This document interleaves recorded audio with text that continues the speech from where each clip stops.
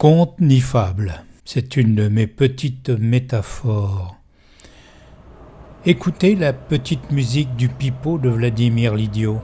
Les rats gris ont suivi le joueur de fifre, le joueur de flûte, ont suivi la petite musique du joueur de flûte, qui doucement les a emmenés tout droit à la rivière profonde pour se noyer avec lui, se noyer avec lui dans le Dniepr, le fleuve Dniepr qui balafre en revirement l'Ukraine.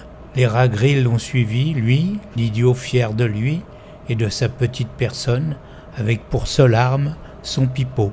L'idiot parfait qui soufflait dans son pipeau en leur jouant une petite musique de sa composition, une petite musique sans parole, pour les attirer avec lui vers un destin sans issue. Les rats gris l'ont suivi sans savoir où il les conduisait. Les rats gris l'ont suivi sans jamais se demander pourquoi il le suivait.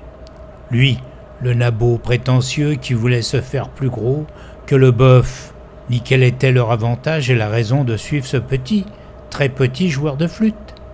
Une flûte qui pourtant n'était pas enchantée, loin de là. Non, ce n'était pas la flûte de Mozart. Cela aurait enchanté. Mais au contraire, cela ressemblait plutôt à la grosse musique de Wagner. Oh, pardon Richard, pardon Wagner, pour ta musique symphonique. S'ils avaient bien écouté cette petite musique, tous ces rats gris, ils auraient ouï qu'il n'y avait que des fausses notes dans cette mélodie. Les rats gris ont suivi celui qu'ils croyaient avoir raison, sans même se douter qu'il les emmenait tous vers le naufrage. On ne conduit pas un orchestre sans connaître la musique, et encore moins sans avoir révisé la partition. Les rats gris ont suivi sans s'interroger, sans réfléchir, l'ont suivi ce joueur de flûte vers le fleuve.